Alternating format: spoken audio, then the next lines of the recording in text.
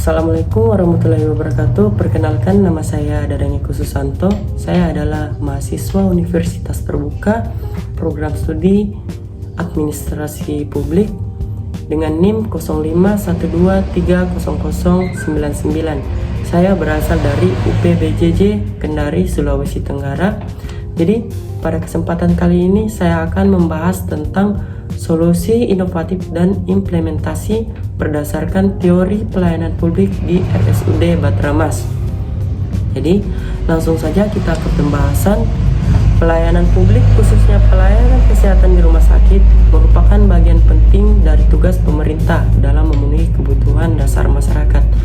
Sebagai rumah sakit rujukan utama di Sulawesi Tenggara, RSUD Batramas memiliki tanggung jawab besar untuk memberikan layanan medis yang cepat, tepat, efektif, dan berorientasi pada keselamatan pasien. Namun, terdapat kasus terbaru mengenai keluhan keluarga pasien yang menyatakan bahwa pasien tidak ditangani oleh dokter selama 2 hari. Ini menunjukkan adanya masalah serius dalam manajemen pelayanan rumah sakit. Peristiwa ini mencerminkan adanya kegagalan dalam implementasi standar operasional prosedur atau SOP, distribusi kewenangan dan koordinasi internal, efektivitas manajemen mutu layanan, serta komunikasi antara pihak rumah sakit dan keluarga pasien. Nah, untuk memahami permasalahan tersebut secara mendalam, saya akan menggunakan beberapa teori utama dalam administrasi publik dan manajemen pelayanan, yaitu Rational Administrative Model, Power Black Model, New Public Management atau NPM, dan New Public Service.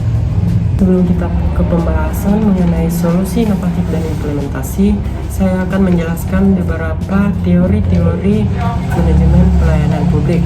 Baik, langsung saja kita ke teori yang pertama, yaitu teori Rational Administrative Model. Teori Rational Administrative Model merupakan model birokrasi modern yang dikembangkan oleh Max Weber untuk menjelaskan bagaimana organisasi publik dapat beroperasi secara efisien, objektif, dan terprediksi.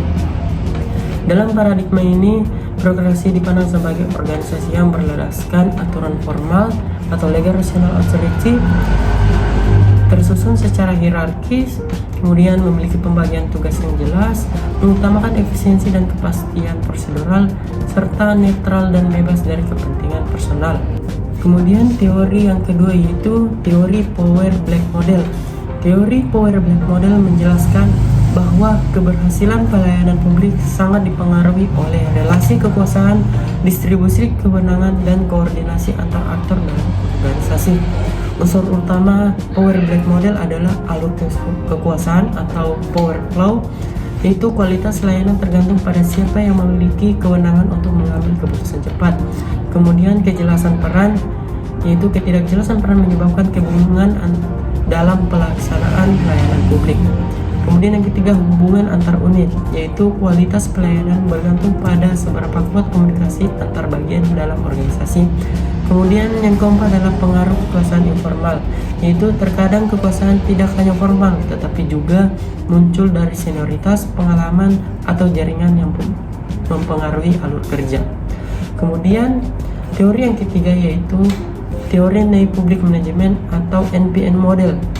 NPM Model merupakan paradigma pelayanan publik modern yang berkembang pada akhir 1980-an dan awal 1990-an. Model ini memperkenalkan prinsip-prinsip manajemen sektor swasta ke dalam sektor publik dengan tujuan meningkatkan efisiensi, efektivitas, kinerja layanan, orientasi hasil, dan kepuasan pengguna layanan.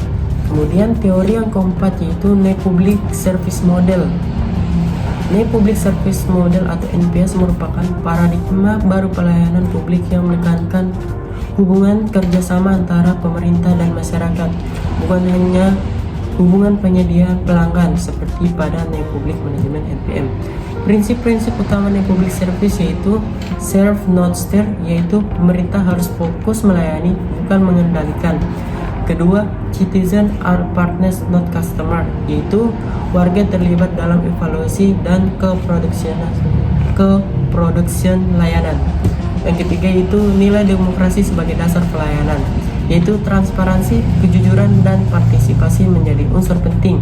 Yang keempat, kolaboratif leadership, yaitu pemimpin harus memfasilitasi kerjasama antar unit dan masyarakat. Kemudian yang kelima, humanisasi layanan, yaitu pelayanan dilakukan secara empatik dan menghargai martabat pasien.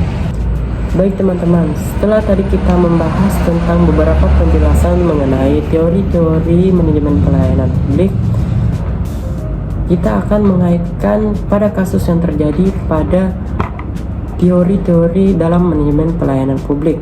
Nah, pada kasus yang ditemukan bahwa seorang pasien diduga tidak ditangani oleh dokter selama 2 hari sehingga menimbulkan keluhan dari keluarga pasien.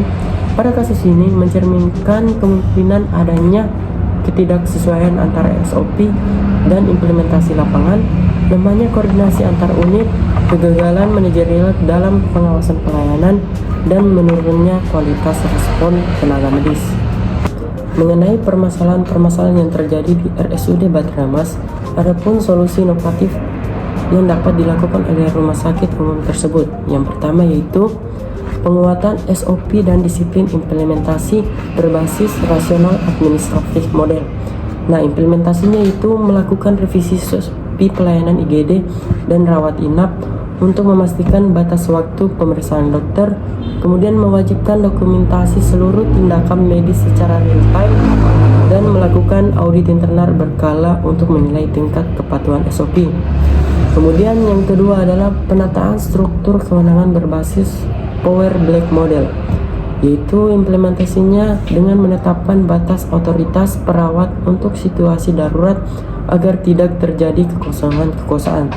Kemudian yang kedua, menyusun sistem eskalasi keputusan yang jelas dari perawat kepada dokter dan dokter spesialis. Kemudian memperkuat rantai koordinasi melalui supervisi langsung oleh manajer pelayanan. Kemudian solusi yang ketiga yaitu penerapan sistem manajemen modern berbasis NPM. Nah, implementasinya yaitu dengan menyusun indikator kinerja utama atau IKU seperti waktu respon dokter, waktu tunggu pemeriksaan, tingkat kepatuhan pengisian rekam medis, serta kepuasan pasien. Kemudian rumah sakit harus mengoptimalkan sistem informasi manajemen rumah sakit untuk memantau stasiun pasien. Kemudian rumah sakit juga harus menjalankan reward and punishment berbasis kinerja bukan senioritas, dan rumah sakit harus mendorong efisiensi dengan penggunaan teknologi digital untuk koordinasi. Kemudian solusi yang keempat adalah penggunaan etika dan komunikasi pelayanan berbasis seni public service. Nah, implementasinya yaitu dengan melatih tenaga medis dalam komunikasi empatik dan penanganan keluarga pasien, mengaktifkan fungsi humas dan pelayanan pengaduan untuk mempercepat penanganan masalah. Kemudian rumah sakit harus melibatkan masyarakat dalam evaluasi layanan melalui forum pelanggan atau survei partisipatif. Kemudian rumah sakit harus membangun budaya pelayanan yang menghormati martabat pasien. Kemudian solusi yang kelima yaitu meningkatkan kompetensi dan supervisi sumber daya manusia. Dalam implementasinya, rumah sakit harus menyelenggarakan pelatihan rutin tentang keselamatan pasien, manajemen risiko, dan mekanisme tanggap darurat. Kemudian rumah sakit harus mengoptimalkan peran kepala ruangan, supervisor, dan manajer medik dalam memastikan layanan tidak stagnan. Rumah sakit juga harus mengevaluasi beban kerja tenaga kesehatan agar distribusi tenaga lebih proporsional. Kemudian solusi yang keenam yaitu membangun sistem pelaporan dan pengawasan yang transparan dengan membuat dashboard layanan yang dapat dimonitor oleh manajemen secara langsung. Rumah sakit menyediakan saluran pelaporan internal bagi perawat untuk menyampaikan kebutuhan tindakan segera. Kemudian rumah sakit juga harus menerapkan sistem early warning